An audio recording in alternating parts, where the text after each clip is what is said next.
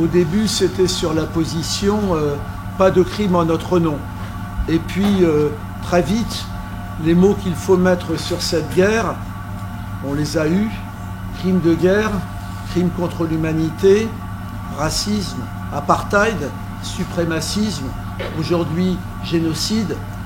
Et nous sommes une association juive antisioniste parce que juif, parce que pour nous, le sionisme, c'est évidemment avant tout un crime contre le peuple palestinien, mais pour nous, c'est une injure à notre mémoire, à notre histoire, à notre identité. C'est une idéologie en plus complètement suicidaire, en dehors du fait qu'elle soit criminelle. L'UJFP est engagé depuis 10 ans dans un soutien actif à la bande de Gaza. Moi-même, j'ai été 2 fois à Gaza, en 2013 et en 2016, en tant qu'Union juive française pour la paix, et j'en parlerai un petit peu à la fin de mon intervention. Et comme Amiral a dit, quand on tient les propos que je tiens, si on n'est pas juif, on est instantanément traité d'antisémite, et si on est juif, on est traité de traître ayant la haine de soi, ou de complice des antisémites, ou de caution des antisémites. Je précise quand même un petit peu d'où je viens. Mes parents sont arrivés en 1938 en France, venant d'un pays qui n'existe plus, la Bessarabie, qui est partagée aujourd'hui entre Ukraine et Moldavie. Ils ont été, pendant la Deuxième Guerre mondiale, ils ont combattu dans la MOI, la main-d'œuvre immigrée, qui était le bras armé des étrangers du Parti communiste. Ma mère, agent de liaison, n'a pas été arrêtée, mais toute sa famille qui était restée à l'est de l'Europe a disparu, père, mère, frère, sœur. Et mon père a été le seul rescapé des 67 membres du groupe Manouchian qui ont été arrêtés en novembre 1943. Il a été arrêté par la police française, torturé par la police française, livré à la Gestapo et déporté à Buchenwald, dont il est revenu. Sinon, bien sûr, je n'existerai pas. Ceci pour dire que, comme on nous traite d'antisémites, il est bon quand même que nous remettions un peu les pendules à l'heure. Alors, le livre que j'ai écrit, c'est le 5e, mais je l'ai écrit sur un coup de colère que vous partagez tous, voir l'introduction qui vient d'être faite. À partir de mars, on en était déjà à 6 mois de génocide. J'ai trouvé complètement insupportable le matraquage médiatique, l'imposition de la parole des génocidaires, alors que nous recevions jour par jour et heure par heure les nouvelles de ce qui se passait à Gaza. La complicité éhontée de nos élites médiatiques et de nos élites politiques était absolument insupportable.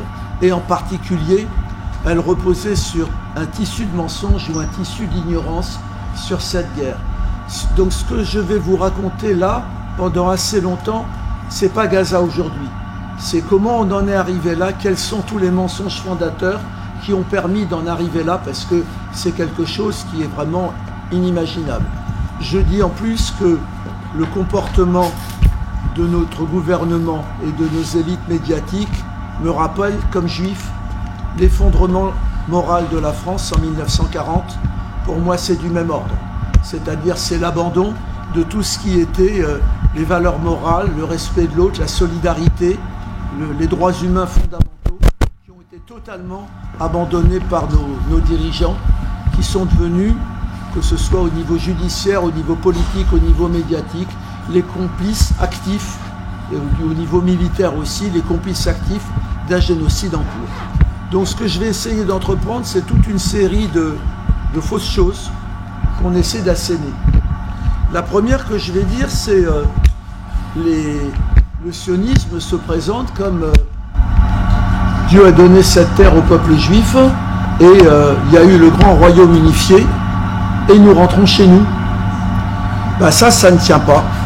C'est-à-dire que la Bible hébraïque est un livre religieux qui doit complètement être respecté comme livre religieux, mais ce n'est pas un livre d'histoire. En particulier, dans la Bible hébraïque, il y a le livre de Josué, qui est devenu le livre de chevet des colons. Et dans ce livre, Josué détruit les villes les unes après les autres, parce que c'est bourré d'impies. Mais voilà, cette histoire-là n'existe pas. les Hébreux étaient un peuple autochtone. Il y a encore quelques controverses. Étaient-ils carrément les Cananéens ou sont-ils venus de Transjordanie? Mais ils ne se sont pas conquis eux-mêmes. Et donc l'épisode des trompettes de Jéricho, de toutes les villes qui sont tuées les unes après les autres, n'a pas existé. Le royaume de Salomon et David, je m'excuse auprès de certains, mais c'est dans le livre, c'est pas de l'histoire. À l'époque de Salomon et David, Jérusalem était un petit village de l'âge de fer. Donc la reine de Saba, le grand temple, vous pouvez oublier.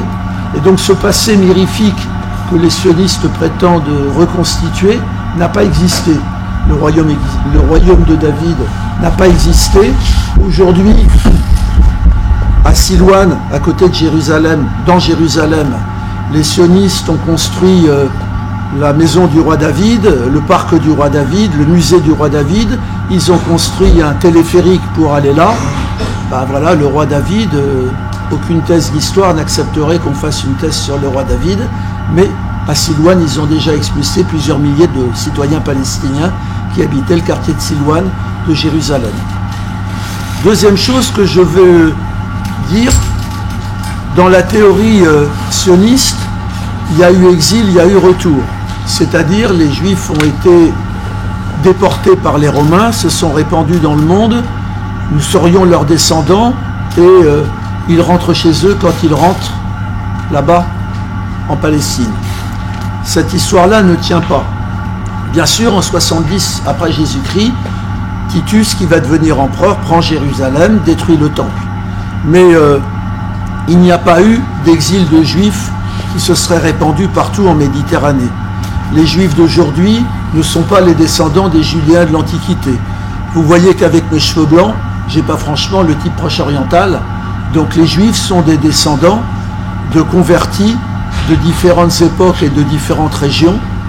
Pour les Juifs maghrébins, tout simplement, pour la plupart des Berbères convertis au judaïsme vers le 4-5e siècle après Jésus-Christ. Pour les Juifs ashkénazes, dont je suis, probablement des Juifs issus des communautés juives de l'Empire romain dans la vallée du Rhin, et en grande partie aussi de l'Empire khazar, qui était un empire dont les souverains étaient turcs et la population était slave. Mais voilà, si vous regardez les types de tous les Juifs que vous pouvez connaître, ils n'ont pas le type proche-oriental, ils ne sont pas les descendants des Judéens de l'Antiquité. Alors qui sont les descendants de ces Judéens? Principalement ceux qui n'ont jamais bougé, les Palestiniens. La Palestine a été tour à tour, ça a toujours été une terre de mélange. Vous devez estimer que dans l'Antiquité, à 15 km d'écart, on ne parlait pas la même langue, on n'avait pas les mêmes dieux. Mais la Palestine, après la destruction par Titus du Grand Temple, elle a été tour à tour à majorité juive, puis la plupart de ces juifs se sont convertis au christianisme, mais pas tous, puis à l'arrivée des Arabes au 7e siècle, la plupart des habitants se sont convertis à l'islam, mais pas tous. Ce qui fait que pendant plus d'un millénaire, la Palestine aura en gros 80% de musulmans de rite sunnite, 15% de chrétiens de différentes églises, grecques orthodoxes, latines, et 5% de juifs. Et cette population, sans avoir à cette époque-là une conscience nationale, avait une conscience assez forte d'être les gardiens des lieux saints des trois religions monothéistes, et ils vivaient en bonne entente relativement. Si Léla Shahid racontait que son grand-père, qui était maire de Jérusalem à la fin de l'Empire ottoman, dans la municipalité de Jérusalem, cohabitaient sans aucun problème des musulmans, des chrétiens et des juifs qui gardaient les lieux saints, et c'était un petit peu la figure de cette Palestine multiculturelle et multireligieuse. Autre aspect que je vais aborder, aujourd'hui, vous avez l'image en Israël, et j'ai envie de dire en France, d'une religion juive fasciste. Je pèse mes mots. Quand le grand rabbin Corsia en France dit que Israël doit finir le travail à Gaza, ce sont des propos de fascistes. Quand vous avez les colons religieux qui disent Dieu nous a donné cette terre et donc qui mitraillent avec l'aide de l'armée les paysans palestiniens, ce sont clairement des fascistes. Et on peut se poser la question, est-ce que c'est la religion juive qui est responsable de ça? Et la réponse est non. Traditionnellement, la religion juive jusque dans les années 60, c'est une religion messianique, c'est-à-dire le peuple juif au sens religieux a été puni par Dieu pour s'être mal comporté, et tant que le Messie ne sera pas arrivé, il doit accepter la punition. Et ça veut dire que tant que le Messie n'est pas arrivé, il n'a pas le droit de retourner en Terre Sainte. L'hébreu, c'est à la synagogue. Il y a des langues juives, le ladino pour les juifs séfarades, descendants des juifs chassés d'Espagne, le judéo-arabe au Maghreb ou au Yémen, le yiddish qui était la langue maternelle de ma mère en Europe centrale et orientale, mais l'hébreu c'est uniquement à la religion, à la synagogue. L'an prochain à Jérusalem, ça voulait dire nos pensées vont vers Jérusalem comme les pensées des musulmans vont vers la Mecque. Le peuple élu, ça voulait dire celui qui a le plus de devoirs, pas celui qui a le plus de droits.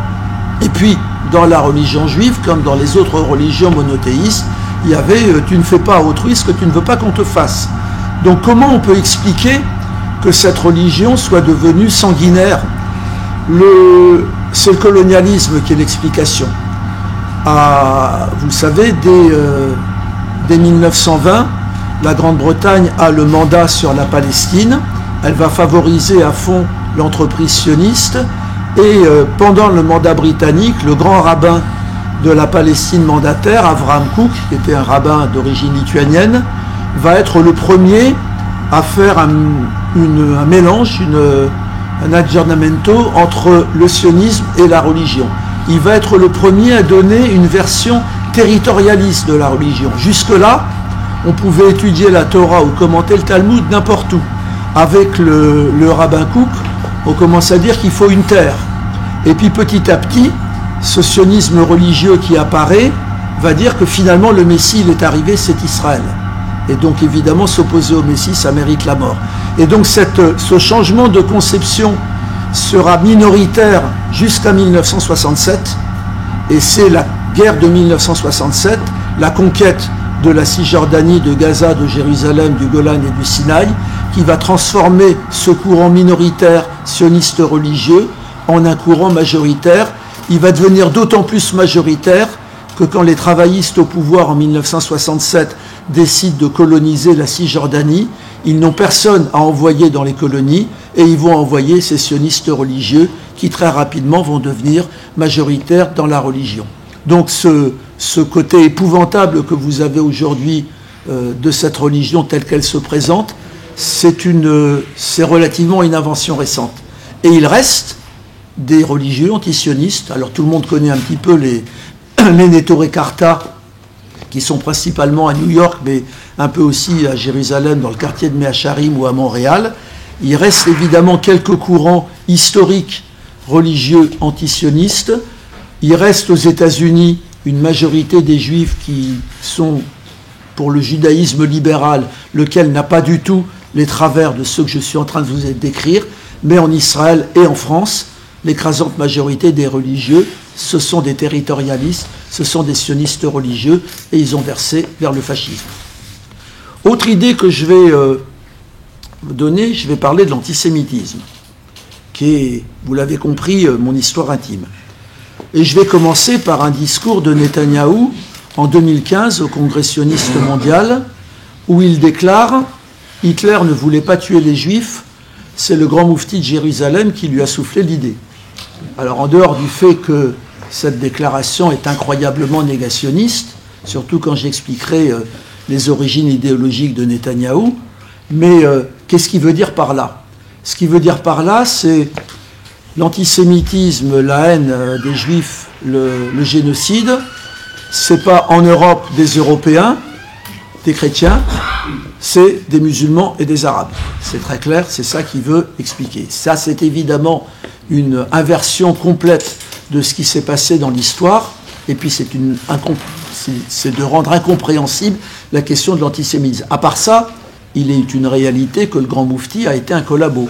C'est un des très rares dirigeants palestiniens, qui heureusement est resté très minoritaire, qui pensait que les ennemis de mes ennemis étaient mes amis et qui a collaboré avec les hitlériens en essayant de monter une milice musulmane au service des nazis Il a échoué avec les Palestiniens. Il n'y avait aucun Palestinien qui est allé dans son armée. Il a eu quelques Albanais ou quelques Bosniaques, mais en gros, c'était un échec. Mais le grand moufti était un collabo, ce qui n'empêche que la déclaration de Netanyahou est une horreur absolue. Alors, qu'est-ce qu'on peut dire de l'antisémitisme? D'abord, je vous expliquerai que le mot est impropre. Mais au début, vous avez très clairement l'anti-judaïsme chrétien. Il faut comprendre.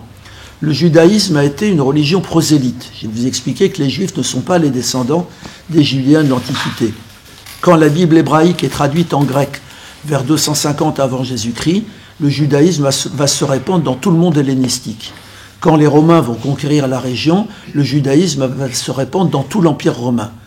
À l'apogée de l'Empire romain, probablement 15% de la population de l'Empire est juive. Mais ce ne sont pas des Judéens, ce sont des Gaulois, des Égyptiens, des Grecs, des Espagnols qui sont juifs. Alexandrie, qui était pratiquement la plus grande ville de l'Empire, était juive à un tiers. Philon d'Alexandrie, le grand philosophe, était juif. Et puis, quand le christianisme apparaît, lui-même est issu du judaïsme, les deux religions sont en concurrence. Quand le christianisme l'emporte, il va édicter contre son concurrent toute une série de mesures coercitives. Alors, c'est quoi? La pire, ça va être l'interdiction de posséder la terre. Dans tout le monde chrétien, les Juifs n'auront pas la terre. Ça va être l'enfermement dans des quartiers réservés, les Juderias en Espagne, les ghettos du nom d'un quartier de Venise en Europe. Ça va être de dire les Juifs veulent dominer le monde. Ça va être de dire ils commettent des crimes rituels. Ça va être de dire la pire accusation, c'est un peuple déicide. L'accusation ne sera enlevée qu'en 1965. Et donc dans le monde chrétien, très rapidement, vont commencer les expulsions de Juifs. Déjà, le bon roi d'Agobert, comme on dit, il expulse les Juifs. Les Visigoths expulsent les Juifs. À partir de la première croisade, donc on est à la fin du XIe siècle, commencent les massacres. Avant d'aller massacrer les infidèles musulmans, la première croisade se fait la main sur la communauté juive de la vallée du Rhin, qui sera exterminée. Il y aura des grands massacres. Strasbourg, 2000 Juifs qui sont brûlés en 1348, accusés de propager la peste noire. Tous les rois de France, les uns à la suite des autres, vont expulser les Juifs. Philippe Auguste, Saint-Louis, Philippe le Bel, et là ce sera définitif. Le résultat, c'est qu'il n'y aura plus de Juifs en France pratiquement jusqu'à la Révolution française. Les seuls qui sont ceux des régions récemment annexées, comme l'Alsace ou Avignon. Et dans l'anti-judaïsme chrétien, il y a un moment très dur qui est l'Espagne. En Espagne, où peut-être 10 à 15% de la population était juive, ils vont être massacrés, convertis de force. Même les chrétiens d'origine juive, qu'on appelait les maranes, vont être poursuivis. Et finalement, en 1492, l'Espagne expulse à la fois les juifs et les musulmans. C'est-à-dire, c'est la conception de créer un État ethniquement pur comme seule forme d'État moderne. Toujours dans l'anti-judaïsme chrétien, il y a l'Ukraine, où 150 000 juifs sont massacrés par les Cosaques de Khmelnytsky au XVIIe siècle. Et s'il y a autant de blonds chez les juifs ashkénazes, c'est les nombreux viols qui ont eu lieu par les Cosaques à cette époque. Donc ça, c'est l'anti-judaïsme chrétien. Est-ce qu'il y a eu la même chose dans le monde arabo-musulman? La réponse est non. Dans le monde musulman, les juifs, comme les chrétiens, comme les zoroastriens en Iran, avaient le statut de dhimmi, qui veut dire protégé. C'était pas la citoyenneté, elle n'existait nulle part, mais ça voulait dire en gros que les communautés juives se géraient elles-mêmes, avec un dignitaire religieux qui encadrait le tout, et qui servait d'intermédiaire avec le seigneur du coin. Vous n'avez pas, dans le monde arabo-musulman, l'équivalent des grands massacres que je viens de citer avant l'arrivée du sionisme. Ça n'existe pas. Il y a eu des moments durs pour les juifs, mais c'était des moments durs pour tout le monde. Par exemple, quand les Almohades arrivent en Andalousie, il va y avoir l'exil de Maïmonide, le grand philosophe juif, qui part au Caire et qui écrivait en arabe, mais il y a l'exil aussi de Averroès, grand philosophe musulman. C'était dur pour tout le monde, ça n'avait rien à voir avec de l'antijudaïsme.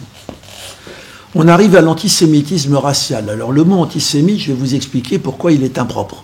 Mais d'abord, d'où vient cette histoire-là? Au XIXe siècle, à l'ouest de l'Europe, les Juifs sortent du ghetto. En France, avec l'abbé Grégoire, en Allemagne.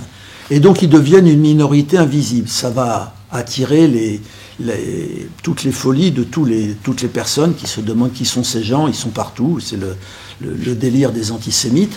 Et puis ce qui est plus grave, c'est que les grands empires européens sont en train de s'effondrer. Et sur les ruines de ces grands empires, russes, ottomans, austro-hongrois, il y a des tas de nationalismes qui naissent. Et tous ces nationalismes-là prônent l'État ethniquement pur. Et il y a une minorité partout en Europe de l'Est et en Europe centrale, c'est la minorité juive, et donc tous ces nationalismes-là, polonais, hongrois, roumains, lituaniens, croates, que sais-je, vont tous être antisémites. Et il est tragique que le sionisme va recopier le concept de l'État ethniquement pur, qui est un concept meurtrier, mais il va le copier sur des nationalismes antisémites. Et puis il y a une troisième raison très grave sur l'apparition de cet antisémitisme-là, et là on est en plein dans la période actuelle, c'est le rôle des intellectuels.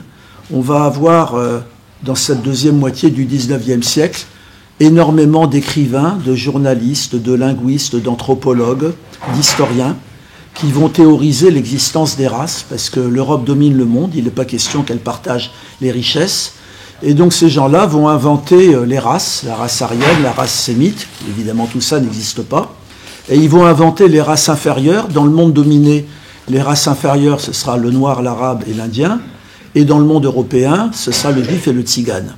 Alors bien évidemment, les races, ça n'existe pas, et même le mot antisémite va être inventé par un de ces racialistes, Wilhelm Marr, un journaliste allemand, mais souvent tous mes amis arabes me disent comment on peut nous traiter d'antisémites, nous sommes sémites nous-mêmes. Donc on va utiliser ce mot-là parce qu'il s'est imposé, mais c'est le mot de l'ennemi. Les sémites, ça n'existe pas. Il y avait des langues sémitiques dans l'Antiquité. Il y avait comme langue sémitique l'araméen, l'arabe, l'hébreu, c'est des langues sémitiques. Il y a eu des peuples sémitiques dans l'Antiquité, mais même pour les Arabes, les Égyptiens, les Berbères ne sont pas des sémites. Le mot Palestine vient des Philistins qui n'étaient pas des sémites, c'est un peuple de la mer. Et pour les Juifs, ils sont descendants de convertis qui n'étaient pas des sémites non plus. Donc ce mot-là est un mot, c'est le mot de l'ennemi, c'est le mot des racialistes, mais on va l'utiliser puisque ce mot-là s'est imposé. Et il faut comprendre que l'antisémitisme est devenu complètement hégémonique dans l'Europe à la fin du XIXe siècle, et donc toute la tragédie que nous vivons maintenant, c'est un crime européen, l'antisémitisme, et le point culminant qu'il va atteindre, le génocide nazi, dont on fait payer le prix aux Palestiniens, qui n'avaient pas le début d'une responsabilité dans cette affaire. Et on va arriver donc à la création du sionisme. Alors comment définir le sionisme ? Moi je suis de ceux qui disent n'adoptez pas des définitions partielles du sionisme parce que vous ne comprendrez pas. Il est plein de choses à la fois. Mais au départ, il est une théorie de la séparation. Et on est en plein aussi dans l'actualité en France. Les sionistes, dès le départ, face à l'antisémitisme qui est très fort en Europe, déclarent « Juifs et non-juifs ne peuvent pas vivre ensemble, ni dans le pays d'origine, ni dans l'État juif que nous allons construire. » Et dans mon livre, je fais une digression. Prenons les Roms, les Tziganes. Il n'y a pas aujourd'hui plus discriminés qu'eux en Europe. Une stigmatisation permanente, des violences policières, des expulsions. Imaginons qu'il y ait des Tziganes qui disent comme on est persécutés, que c'est inéluctable, la seule solution pour nous, c'est de partir et de créer un État rome. Et puis, ils discuteraient, est-ce qu'on fait l'État rome en Roumanie ou en Inde ? Vous comprenez bien que c'est la guerre. Vous comprenez bien que l'idée que face à une persécution, la solution soit de créer un État ethniquement pur, c'est une idée meurtrière. C'est l'idée de départ du sionisme. L'antisémitisme est inéluctable, donc nous allons partir et donc nous allons faire un État. Et bien évidemment, dès le moment où il faut faire un État, il n'y avait pas d'endroit en Europe où il y avait plus de 10-15% de juifs. Disons en Ukraine, en Biélorussie, en Lituanie, on atteignait 15 à 20%, mais il n'y avait aucun endroit où on atteignait plus. Et donc évidemment, construire un État, ça voulait dire une conquête coloniale. Et le sionisme est né dans la bourgeoisie austro-hongroise juive, et dès le départ, c'est une idéologie colonialiste. Et Theodor Herzl, son fondateur, disait « Je suis colonialiste ». Sauf que le colonialisme sioniste est différent du colonialisme français ou du colonialisme britannique. Il ne vise pas à exploiter le peuple indigène, à faire suer le burnou, comme disaient les colonialistes français, mais il vise à nier son existence, à l'expulser et à le remplacer. C'est un colonialisme de colons, mais c'est un colonialisme d'expulsion et de remplacement, dès le départ. Le sionisme veut se définir comme un nationalisme, mais il a inventé tout, parce qu'il a inventé le peuple, la langue et la terre. Le peuple, parce que peuple juif, c'est une notion religieuse, mais dire qu'un juif polonais et un juif irakien appartiennent au même peuple, c'est une construction historique. Il est évident que si on entend par peuple une unité d'origine, une unité de langue, une unité de coutume, ben évidemment, ce n'est pas le même peuple. Et donc, ils ont construit artificiellement, ils ont déclaré que les Juifs étaient un peuple, et même un peuple race dans leur idée, donc ils copiaient complètement les idées racialistes de l'époque. Tout ça, c'est historiquement complètement faux. Ils ont inventé la langue, parce que l'hébreu était interdit dans le langage courant, l'hébreu était réservé à la synagogue, et il y avait des langues juives, hein, j'ai dit, le judéo-arabe, le ladino, le yiddish, mais ce n'était pas l'hébreu. Donc ils ont inventé en fait un nationalisme, et ils ont inventé surtout la centralité d'une terre. Pour les juifs de cette époque-là, pour les religieux, il était interdit de retourner sur cette terre avant l'arrivée du Messie, et pour les juifs laïcs, ils se battaient pour l'égalité des droits sur place. Nous, à l'Union juive française pour la paix, nous voulons quelque part les héritiers d'une période où une grande majorité des juifs considéraient que leur émancipation comme minorité opprimée passait par l'émancipation de l'humanité. Donc le sionisme, il s'est assis là-dessus. Pire que ça, le sionisme n'a jamais combattu l'antisémitisme. Le sionisme et l'antisémitisme sont complices dès le départ, et ils seront complices tout le temps, à l'exception des 6 années de l'extermination nazie, 1935, 1939, 1945. C'est-à-dire qu'ils convergent sur une idée simple, les Juifs doivent quitter l'Europe. Et Herzl, dès le départ, il est sur cette position, il va aller voir tous les antisémites de son époque. Il sera l'ami d'Édouard Drummond, le chef des anti-Dreyfusards, au moment de l'affaire Dreyfus.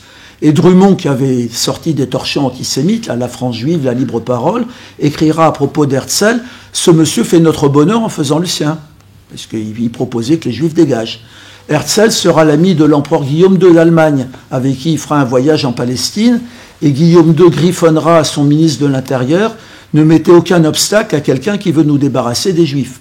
Savoir quand même qu'en Allemagne, quand Herzl veut faire le premier congrès fondateur du sionisme, il veut le faire à Munich, et c'est l'opposition unanime de tous les rabbins allemands qui fait que ça n'aura pas lieu à Munich, mais ça aura lieu à Bâle. Bon, ça c'est moi, mais ça va s'arrêter tout de suite. C'est pas bien ce que tu fais, Pierre. Voilà. Et donc le congrès fondateur du sionisme aura lieu à Bâle et n'aura pas lieu à Munich. Et Herzl était l'ami de Vyacheslav Plehve, le ministre de l'Intérieur du Tsar, celui qui avait organisé tous les pogroms. Il faut comprendre que dans l'Empire russe, face à la montée du mouvement révolutionnaire, dans l'Empire russe vivaient 60% des Juifs du monde entier. Et face à la montée de la Révolution, à partir de 1881, il y a une politique officielle d'organisation des pogroms, c'est-à-dire la police. Alors quand on me dit que le 7 octobre est un pogrom, c'est un non-sens total. Mes 2 grands-mères ont été des survivantes du pogrom de Kishinev, 1903, l'un des plus emblématiques des pogroms. Un pogrom, ça veut dire que l'appareil d'État, avec la police, avec l'armée, avec les gens les plus surexcités, vient piller les magasins, tuer les gens. Et ça n'a évidemment. Il y a eu un pogrom à Ouara, à côté de Naplouse, de la part des colons, mais le 7 octobre n'était évidemment pas un pogrom. Ça n'a rien à voir avec ça. Et donc, Herzl va aller voir le Vyacheslav Plehve, et les 2 hommes vont tomber d'accord sur l'idée que les Juifs doivent quitter l'Europe, doivent quitter la Russie, et Plehve intercédera auprès du sultan turc, du sultan ottoman, pour favoriser l'entreprise sioniste. Et parmi les antisémites les plus amis des sionistes, il y a ceux qui sont complètement d'actualité, c'est les chrétiens sionistes. Qu'est-ce que c'est que ces gens-là?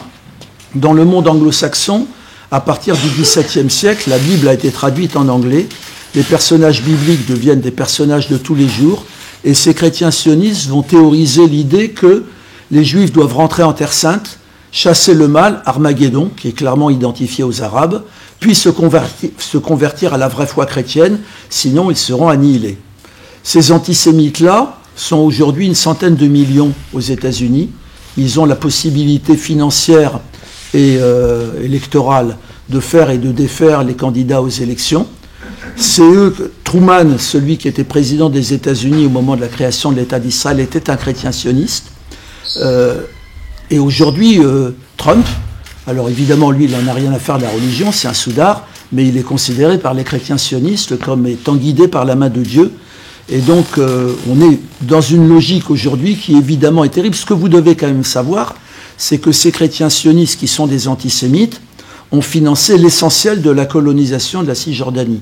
Pour $1 qui arrivait des Juifs des États-Unis, il en arrivait 10 des chrétiens sionistes. Pour ceux qui sont allés en Palestine, des grandes colonies comme Ma'ale Adumim, comme Gush Etzion, ce sont des colonies qui ont été entièrement financées par les chrétiens sionistes. Donc savoir que ça a été financé par les antisémites, je pense que vous devez le savoir. Et si je reviens en arrière, il y a un chrétien sioniste qui va jouer un rôle fondamental dans la création de l'État d'Israël, c'est Arthur Balfour. Arthur Balfour était Premier ministre de Grande-Bretagne en 1905, il était antisémite, il avait promulgué des lois contre ces juifs polonais qui avaient décémé la révolution à Londres, et 12 ans après, Balfour envoie une lettre à Lord Rothschild, le financier du mouvement sioniste britannique, en lui offrant un pays que la Grande-Bretagne est en train de conquérir, qui est la Palestine. Il n'y a pas de contradiction, ça vous devez bien le comprendre, entre le Balfour antisémite et le Balfour sioniste. Si je reprends les termes d'Hannah Arendt, pour les antisémites de l'époque, les Juifs étaient des parias asiatiques inassimilables en Europe, mais s'ils partaient là-bas, ils devenaient des colons européens en Asie. C'est ça qu'a fait le sionisme. Il a transformé des parias en colons. Et c'est ça l'idée qui est souvent assez difficile à comprendre, mais c'est ça qui a... Quand je dis que le sionisme est une négation même de l'idée du judaïsme, cette transformation-là, c'est celle fondamentale qui va avoir lieu. Autre idée que je voudrais enlever, beaucoup de gens croient que l'État d'Israël, c'est une réparation du génocide nazi. Non. Alors, oui et non, c'est-à-dire qu'il est probable que sans le génocide nazi, il n'y ait pas eu le rapport de force politique qui a permis à Israël de s'installer en 1948, le fait qu'il avait le soutien de la quasi-totalité des grands pays du monde. Mais il faut que vous sachiez que les institutions sionistes qui ont expulsé le peuple palestinien de son propre pays ont été créées 10 ans, 20 ans, 30 ans, 40 ans avant Auschwitz. Là, je donne des dates. La Banque coloniale juive, le nom ne s'invente pas, celle qui collecte les fonds pour acheter des terres à des féodaux absents et pour expulser les métayers présents, elle est créée en 1898. Le KKL, Keren Kayemet le Israël, le Fonds national juif, celui qui plante des arbres là où il y avait des villages palestiniens, il est créé en 1901. Il existe toujours, si vous filez des ronds au KKL, c'est déductible d'impôt en France. Ça fait partie de la complicité de notre État. Mais l'instrument numéro 1 de la dépossession des Palestiniens, je suis dans une assemblée de gauche ici, c'est un syndicat. C'est la Histadrout. La Histadrout est créée en 1920, syndicat général des travailleurs juifs. Article numéro 1 de ses statuts, la défense du travail juif. Vous imaginez si la CGT Sud ou la FSU avait comme article numéro 1 des statuts la défense du travail français, ça ne sentirait pas très bon. Première action de la Histadrout, 1921, boycotter les magasins arabes achetés juifs. C'est-à-dire que le modèle, c'est la société séparée. C'est la Histadrout qui va créer les caisses d'assurance et les caisses de retraite, qui va créer la compagnie Mekorot des eaux, celle qui vole toute l'eau de la Cisjordanie pour la donner aux colons, la compagnie Tzim de navigation, celle qui exporte les produits des colonies, la compagnie Solel Bonnet des travaux publics, celle qui a construit les colonies, la compagnie Eget des bus, la banque Leumi, la banque Apoalim, et la Haganah, l'ancêtre de Tzahal, qui aura 21 000 hommes en armes en 1939, tout ça c'est créé par la Histadrout. Autrement dit, vous devez avoir dans l'idée qu'il y avait un État d'Israël bien avant l'État d'Israël, que sous le couvert du mandat britannique et avec sous le couvert d'un syndicat pseudo-socialiste, il y avait déjà un État juif qui existait et qui était évidemment exclu, dont les Palestiniens étaient exclus. Et dans l'histoire de l'exclusion, il faut que je cite les kibbutz, parce que moi-même, quand j'étais jeune, je suis allé travailler en kibbutz. Il y en a eu des illusions en Europe sur les kibbutz. Les kibbutz n'étaient pas un instrument de socialisme, c'était un instrument de conquête. Les kibbutz étaient interdits aux non-juifs. Les kibbutz, si un kibbutznik tombait amoureux d'une palestinienne, il était instantanément exclu du kibbutz. Les kibbutz ont été installés là où il y avait beaucoup d'Arabes, puisqu'on ne disait pas palestinien à l'époque. Donc au nord du désert, autour de Gaza, en Galilée. Et aujourd'hui, avec la fascisation, que sont devenus les kibbutz ? Ils sont cotés en bourse.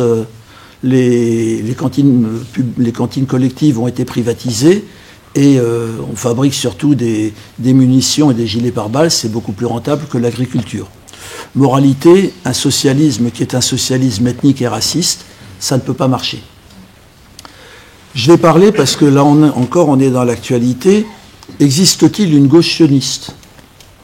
On pourrait poser la question, existe-t-il une gauche de l'apartheid?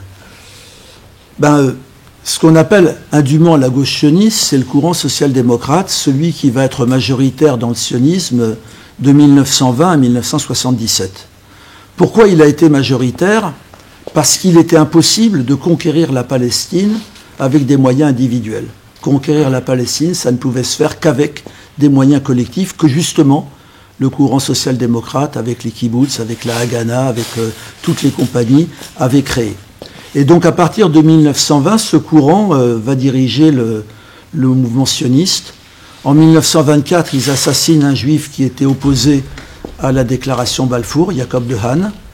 En 1933, ils signent des accords avec l'Allemagne nazie, les accords de Havara, pour permettre l'émigration de juifs allemands. En contrepartie, il brise le blocus que les juifs américains avaient déclaré contre Hitler au moment de son arrivée au pouvoir. En 1942, en plein génocide nazi, il y a la conférence sioniste internationale à Whitmore, à New York. On s'attendrait à ce que la résolution finale soit on va mettre tous nos moyens pour battre Hitler.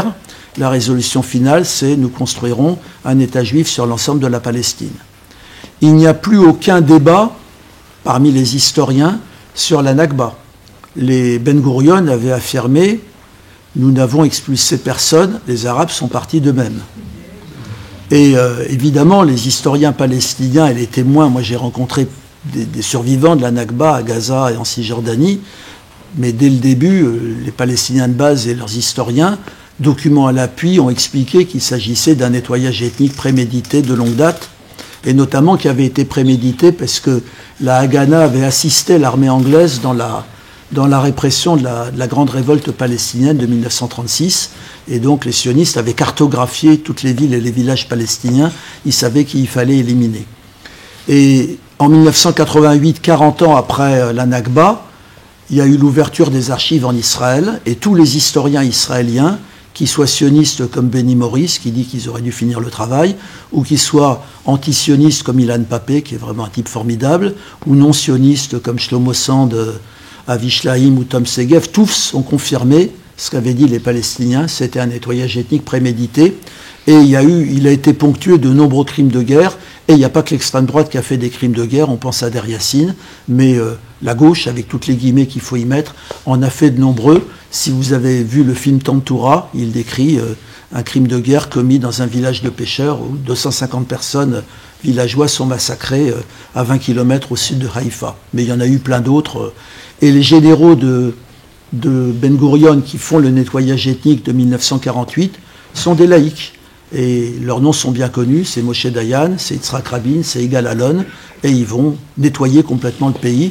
800 000 personnes expulsées. Ce que vont faire les travaillistes, c'est rayer de la carte plus de 500 villages, c'est déclarer la loi des présents absents, donc les gens qu'on a virés, on leur pique leur terre. Ce qui fait que les sionistes avaient 8% de la terre avant 48, et après 48, ils en ont 92%, tour de passe-passe. Et puis c'est surtout, il y a la résolution de l'ONU 194 sur le retour des réfugiés palestiniens. Ben Gurion dit on ne l'appliquera pas, ils ne rentreront pas. Alors non seulement ils ne rentrent pas, mais il y a la loi des présents absents, on détruit leur village, et Israël est reconnu à l'ONU avec la mention « respecte le droit international ». L'ONU porte une responsabilité majeure dans ce qui s'est passé en 1948. Avec le plan de partage et avec le fait d'avoir accepté Israël dans ces conditions, c'est une responsabilité majeure. Plus tard, ces travaillistes-là, c'est eux qui vont déclencher la guerre de 1956 contre l'Égypte de Nasser, qui avait eu l'outrecuidance de nationaliser le canal de Suez. Ils font ça avec les Français et les Anglais. C'est eux qui vont déclencher la guerre de 1967. Ce n'était pas du tout une guerre de défense. La conquête de la Cisjordanie, de Jérusalem, de Gaza était prévue de longue date. Et d'ailleurs, en 6 jours, l'affaire est pliée. Et ce sont les travaillistes qui vont commencer la colonisation dès 1967, à Jérusalem-Est d'abord, dans la vallée du Jourdain, à Beit Omar, bien avant l'extrême droite. Toute ressemblance avec la France, où une certaine gauche a fait le sale boulot, la loi travail, les manifs nassés, et où à la fin l'extrême droite ramasse la mise, est évidemment fortuite, vous m'avez compris. Les travaillistes, justement, perdront le pouvoir de façon presque définitive. Il y aura la parenthèse d'Oslo en 1977, mais ils ont fait leur sale boulot, et historiquement, ils n'ont plus d'intérêt, donc c'est les autres qui ramassent la mise de l'État colonial qu'ils ont bâti. Je vais passer à la droite sioniste, et déjà, droite sioniste, c'est pas le bon terme. Une droite, en France, on parle des droites conservatrices, libérales, monarchistes, bonapartistes. La droite israélienne, elle est fasciste dès le départ, depuis 1920. 1920, il y a une scission dans le mouvement sioniste international. Il y a un courant qui apparaît, qui lui-même s'est intitulé le courant révisionniste, dont le fondateur est Vladimir Jabotinsky. Si vous allez maintenant en Israël, il y a des musées Jabotinsky, des avenues Jabotinsky, des parcs Jabotinsky. Enfin bon, il est l'inspirateur de tous ceux qui dirigent Israël depuis un demi-siècle.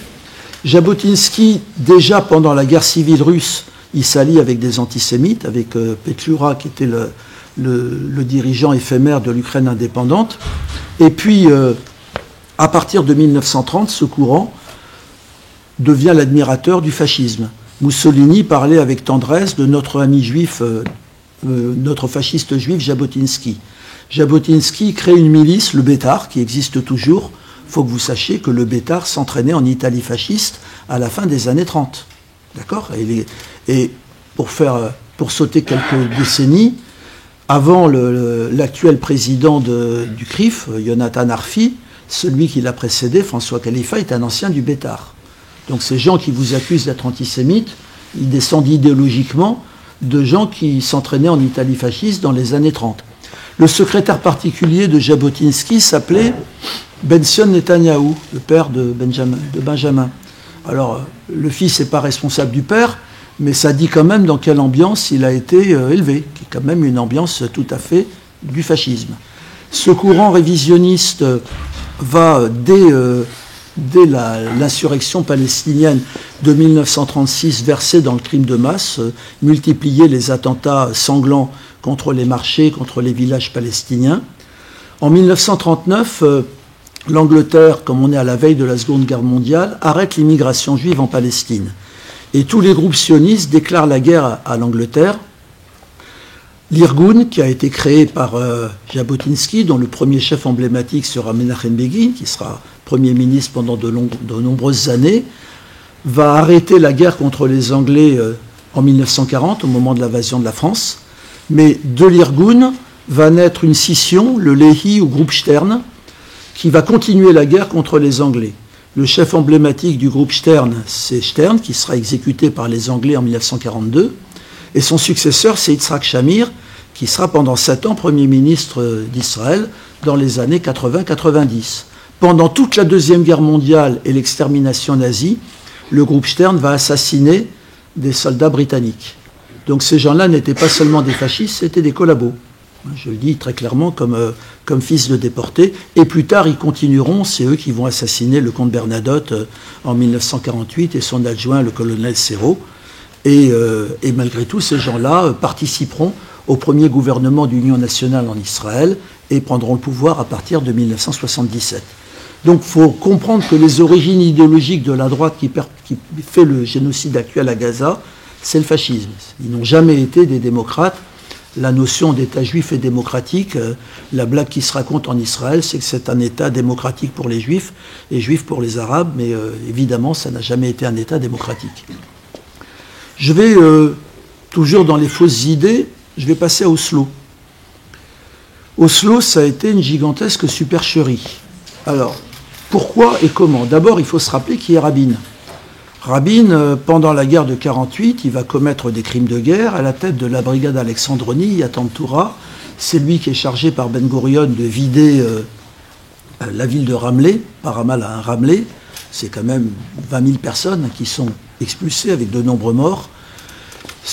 Pendant la guerre de 67, c'est lui qui est le premier rentre dans Jérusalem-Est et lui, le laïc, va se prosterner devant le mur des lamentations. Donc ils sont un peu à l'origine de la prise de pouvoir des sionistes religieux.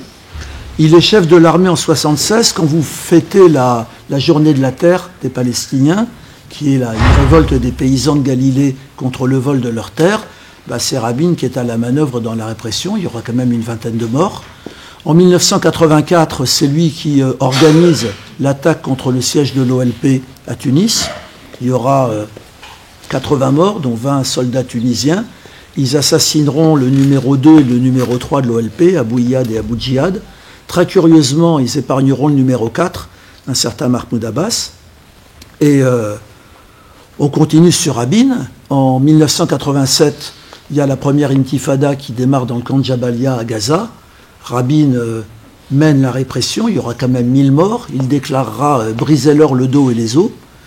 Il déclarera « Je n'ai qu'un seul rêve, c'est que Gaza soit englouti par la mer ».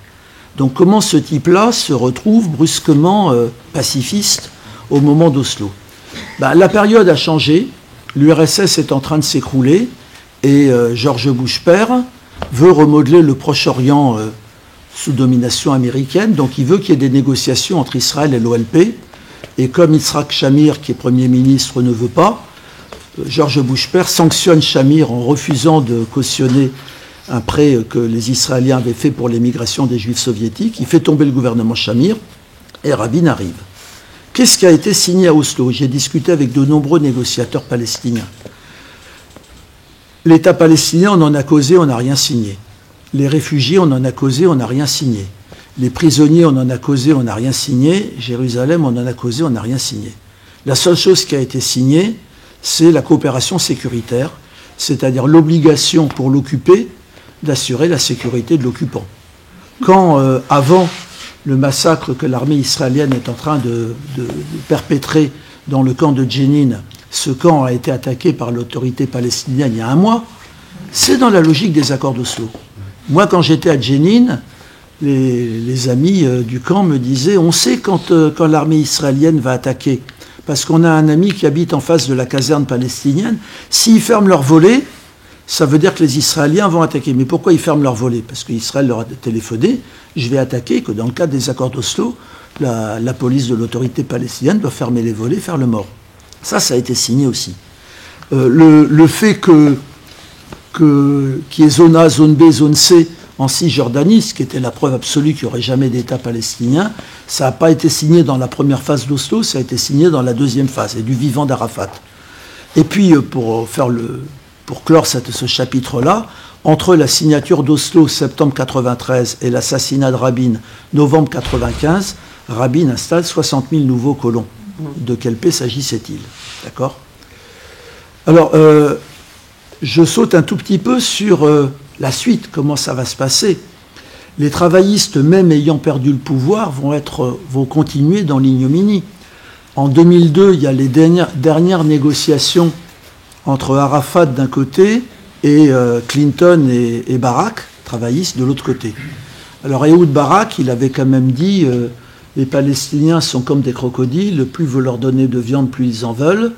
Et il avait aussi dit qu'Israël était une villa dans la jungle, pour donner un petit peu son idéologie. Et donc Barak et Clinton prennent Arafat au collet en lui disant, voilà, on va signer, ta capitale ce sera Abu Dis, c'est 15 km de Jérusalem, les réfugiés on en prend 15 000, les prisonniers on va les libérer au compte-gouttes et on garde les blocs de Colodi, tu signes. Arafat dit non, je ne signe pas. Clinton lui dit, tu es un homme mort et nous te ferons porter la responsabilité de l'échec. Tout ça, c'est dans le livre de Charles Anderlin, Le rêve brisé.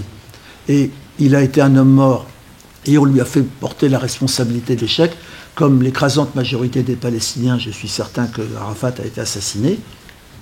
Et puis Barak, le lendemain à la télévision, dit nous avons fait des offres généreuses aux Palestiniens qu'ils ont refusées, nous n'avons plus de partenaires pour la paix. C'est donc les travaillistes qui sont à l'origine du basculement définitif de l'écrasante majorité de l'opinion israélienne vers la guerre à outrance, la colonisation et le massacre.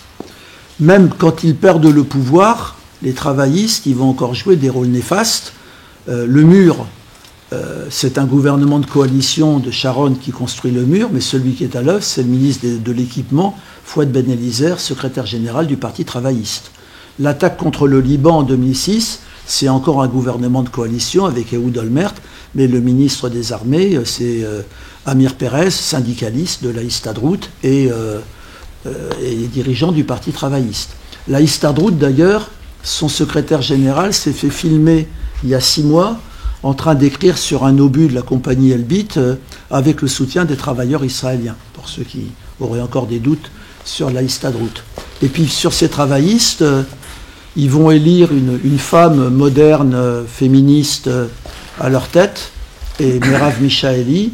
Et il y a 3 ans, quand il y a les bombardements sur Gaza, elle déclare « Où qu'ils se trouvent, les membres du djihad islamique doivent être anéantis. Nous ne pouvons pas accepter que notre population soit assiégée. » Moi, j'avais naïvement compris que c'était Gaza qui était assiégée, mais bon, dans les gens qui sont pointés par la Cour internationale de justice pour crimes de génocide, il y a Isaac Herzog, président de la République, qui est issu du Parti travailliste et qui a justifié le meurtre des femmes et des enfants en disant qu'il n'y avait pas d'innocents à Gaza. Donc c'est pour vous dire que en Israël, la question n'est pas gauche ou droite. Déjà en France, la gauche, on a parfois du mal à savoir ce que c'est, mais là-bas, c'est clairement sioniste ou anti-sioniste. En Israël, dans la population juive, il y a 90% de sionistes. Il y a une société qui est toxique. J'ai des exemples dans ma propre famille de gens qui sont devenus des fascistes et qui ne l'étaient pas au début. C'est une société où les enfants sont embrigadés dès le jardin d'enfants. Ils construisent des tanks avec des buvards et des bouchons. Ou à l'école primaire, quand ils apprennent à lire et à écrire, on leur fait envoyer une lettre aux soldats. Et à l'école secondaire, on leur apprend que tout le monde veut tuer les juifs et que si on n'est pas les plus forts, on va être jeté à la mer. Et donc ça aboutit à la société actuelle telle que vous l'avez. J'ai été long, je vais terminer sur Gaza et sur comment en sortir.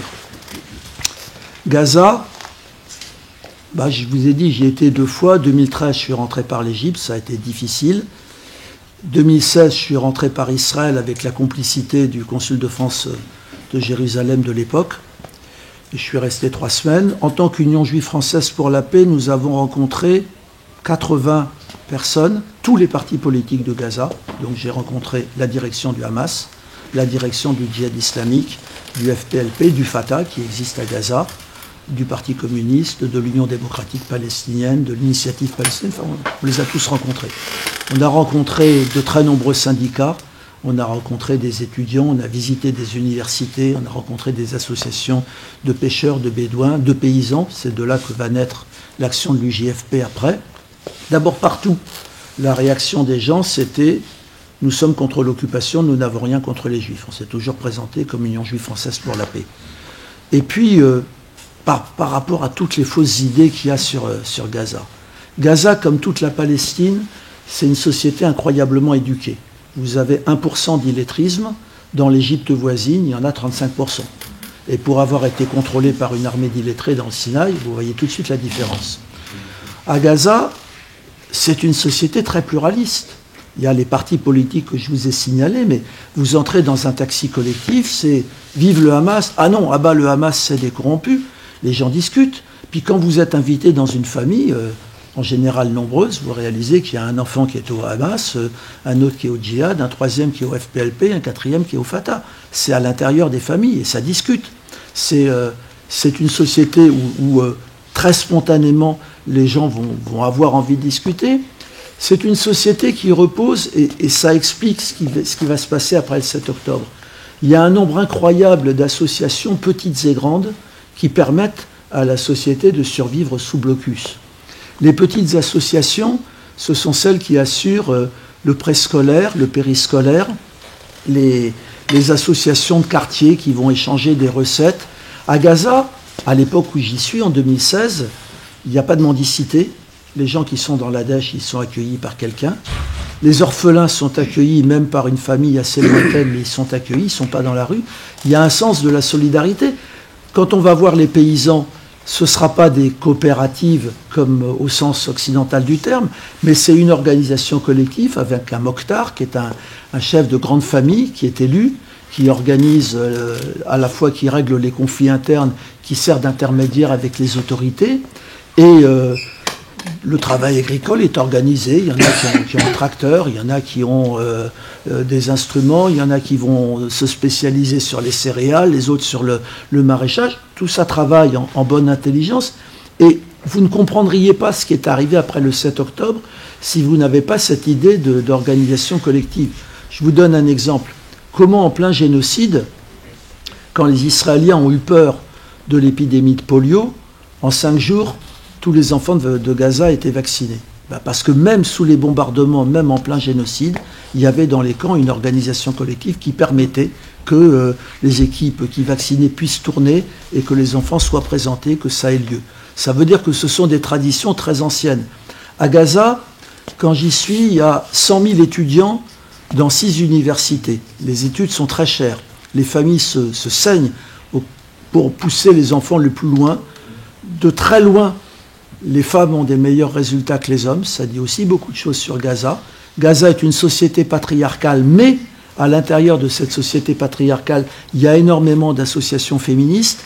Des grandes associations comme le PCHR, le Centre palestinien des droits de l'homme, non seulement ils dénoncent les violences de l'occupant, non seulement ils dénoncent les violences des 2 gouvernements rivaux, mais ils ont aussi un service contre les violences conjugales et tout. Donc c'est une société qui avait appris, avant le début du génocide du 7 octobre, à arriver à un sens de l'organisation qui était assez poussé. Je vais parler du 7 octobre. Alors évidemment, les mots pogrom, c'est du délire total. Si je reprends les mots des anticolonialistes israéliens, qui ne sont pas nombreux mais qui existent. Michel Warshawski, il dit, c'est une cocotte minute qui a explosé. L'expression est assez juste.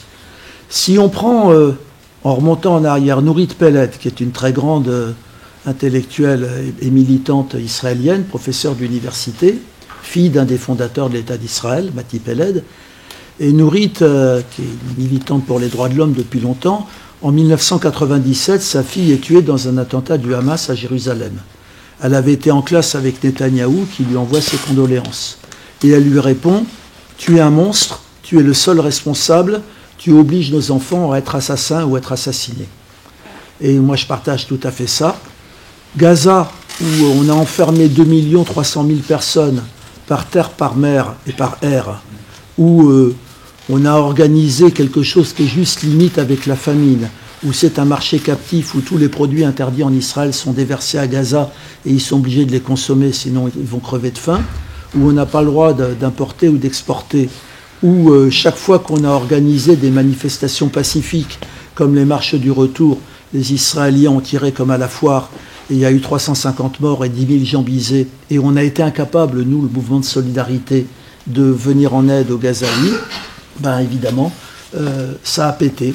Si je dois comparer le 7 octobre à quelque chose, je le comparerai au 1er novembre 1954 en Algérie, où après 120 ans de colonialisme, là ça a pété, et après 120 ans de colonialisme, il y a eu des civils français innocents qui sont morts. C'est-à-dire comment on peut imaginer dans une situation coloniale que la société civile de l'État colonial ne souffre pas un jour de ce que l'État colonial inflige aux colonisés. Ben, c'est arrivé le 7 octobre. Les Palestiniens, ils ont tout essayé. Ils ont essayé la diplomatie, ils ont essayé les détournements d'avions, ils ont essayé de se mettre sous la coupe des États-Unis, ils ont tout essayé. Ben, le 7 octobre, ça fait partie de ce qu'ils ont essayé aussi. Et pour moi, je rappellerai que Nelson Mandela était le chef de la branche armée de l'ANC. Je rappellerai que dans le droit international, en cas d'occupation et de colonisation, le droit de la résistance n'est pas seulement un droit, c'est un devoir, et c'est un devoir par toutes les formes possibles et imaginables, y compris armées. Mon père, dans le groupe Manouchian, était devenu réactionnaire à la fin de sa vie, mais 2 mois avant sa mort, il m'a dit une phrase que je retiens. Il m'a dit, tu sais, on savait que si on ne combattait pas, on était condamné à mort, et si on combattait, on était condamné à mort. Alors on a choisi de combattre. Et je pense que cette phrase s'applique très très bien aux Palestiniens, pas seulement de Gaza, mais évidemment de Cisjordanie. J'ai presque fini. Pourquoi l'Occident soutient à ce point Israël ? Vous vous enlevez une idée. C'est pas par culpabilité vis-à-vis des Juifs. Oui, l'Occident a une culpabilité totale dans plus de 1000 ans d'antisémitisme et le génocide nazi. Mais si c'était senti coupable, ils auraient dit aux Juifs en 1945, maintenant c'est l'égalité des droits, on a déconné. Qu'est-ce qu'ils leur ont dit ? Maintenant vous avez un pays, vous partez quand vous voulez. C'est-à-dire que l'Occident s'est défaussé de sa responsabilité sur le dos des Palestiniens. Non, Israël est soutenu parce que, pour tous nos dirigeants, c'est leur État. C'est un morceau d'Occident fiché au Proche-Orient. Vous savez qu'à l'ONU est organisée par région. Vous savez dans quelle région appartient Israël ? L'Europe. Et la Palestine ? C'est le même territoire. D'accord. Donc même au niveau onusien, ce colonialisme est accepté. Donc c'est un morceau d'Europe fiché au Proche-Orient. C'est une start-up technologique qui fabrique les armes les plus perfectionnées et toutes les polices et armées du monde viennent se former en Israël pour réprimer. Il y a un très bon film israélien qui s'appelle The Lab, le laboratoire. C'est un gars qui s'est infiltré dans le complexe militaro-industriel et on voit toutes les polices qui viennent s'entraîner avec les armes à tirer dans les coins, enfin avec tout ce que les Israéliens ont fabriqué. C'est un exemple de reconquête coloniale. C'est un pays qui fout la pâtée aux Arabes. Alors vous vous rendez compte, après la guerre d'Algérie, ce qu'ils nous ont fait. Donc voilà, là, ça explique un petit peu tous les Retailleau, les Darmanin, leur haine. C'est aujourd'hui, évidemment, pour l'extrême droite. C'est des juifs qui font un génocide. Nous, on est lavé de tout notre antisémitisme. Ça fait que tous les antisémites d'aujourd'hui, les Orban, les Le Pen, etc., ils sont tous pro-israéliens. Vous avez l'AfD allemande qui dit « nous, on va protéger les juifs ». Et en même temps, la dirigeante de l'AfD qui explique que Hitler était communiste. Donc vous avez cette espèce d'embrouillamini, mais qui est rendu possible par ce que fait Israël. Et puis, vous avez un pays qui est en train de piétiner totalement tout ce qui peut rester du droit international. Et ça, évidemment, ça plaît à nos capitalistes parce que le droit international commence à les emmerder. Ils ont vraiment envie, en pleine crise, de pouvoir faire ce qu'ils veulent. Donc c'est pour toutes ces raisons-là. Puis pour tenir le Proche-Orient, il faut Israël, il faut les pays arabes. Les pays arabes, je suis obligé d'en parler. Souvent, mes camarades arabes me disent « mais comment, pourquoi ils font ça ?» Écoutez, quand vous regardez l'histoire, de tout temps, les peuples arabes ont été solidaires de la Palestine et de tout temps, les dirigeants arabes ont été des ennemis de la Palestine. Si vous lisez le livre d'Ilan Papé sur le nettoyage ethnique de la Palestine en 1948, vous voyez que toutes les armées arabes se battaient pour leur propre intérêt. L'Égypte pour conquérir le Negev, ou Nakab en arabe, l'Irak et la Syrie pour conquérir la Galilée, et la seule armée qui était assez forte pour résister aux sionistes, la future armée jordanienne, et qui a remporté quelques victoires, à la Troune notamment, elle avait un accord de partage de la Palestine avec les sionistes, et elle ne s'est battue que parce que les sionistes ont violé l'accord. Plus tard, c'est la Jordanie qui va massacrer 20 000 Palestiniens au moment de Septembre Noir. La guerre civile du Liban, elle commence avec les phalangistes qui tirent sur un quart palestinien. Toutes les factions libanaises ont du sang palestinien sur les mains.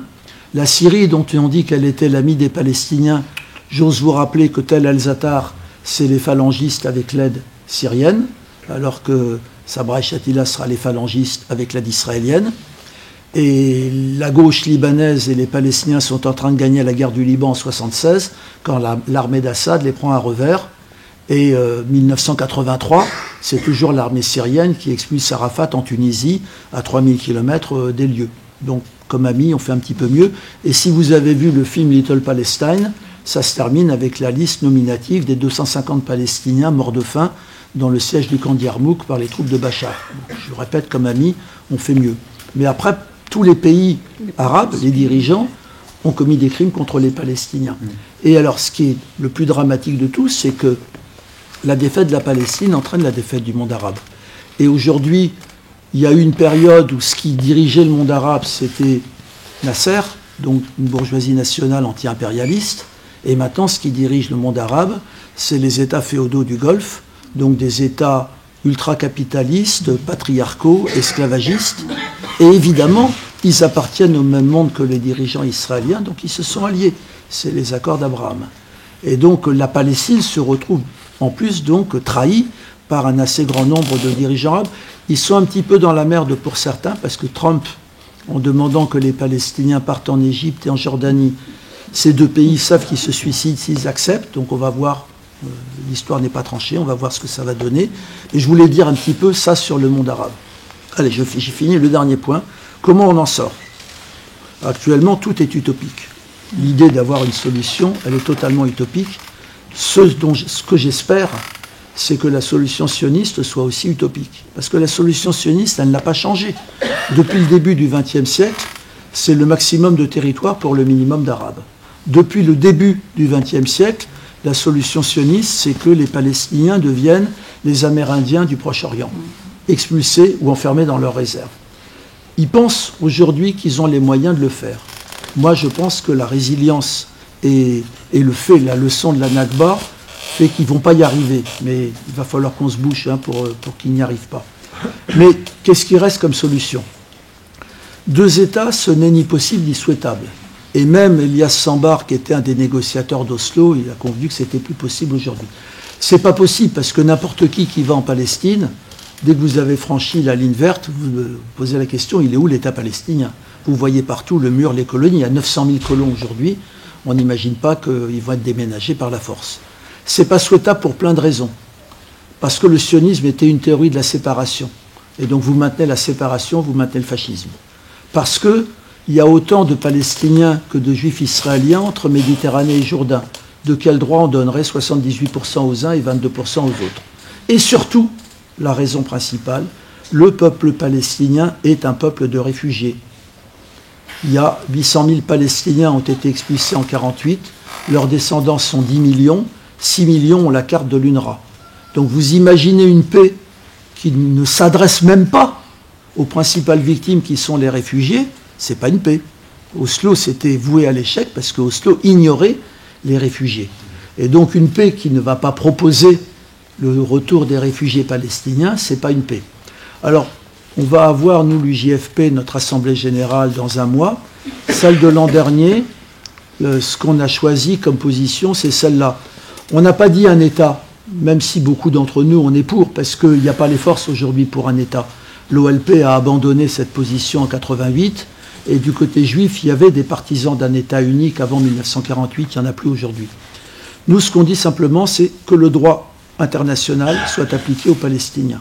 Qu'est-ce que ça veut dire? Ça veut dire, un, la liberté, donc fin de l'occupation, fin de la colonisation, destruction du mur, fin du blocus de Gaza, libération des prisonniers. Je rappelle qu'1 million de Palestiniens ont connu la prison depuis 1967. 40% des hommes entre 18 et 50 ans. 2, l'égalité des droits entre tous les habitants de la région, quelle que soit leur origine, leur religion ou leur non-religion.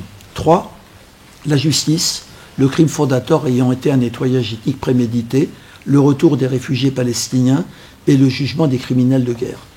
Alors, c'est utopique, mais il me semble que c'est universel aujourd'hui de dire que le droit international ne doit pas disparaître. Le droit international doit rester notre boussole contre les soudards, et donc toute négociation doit avoir lieu sur cette base-là. Et je vous dis simplement, si on applique le droit international, avec le retour des réfugiés et le vivre ensemble, il n'y a plus d'État juif et il n'y a plus de sionisme.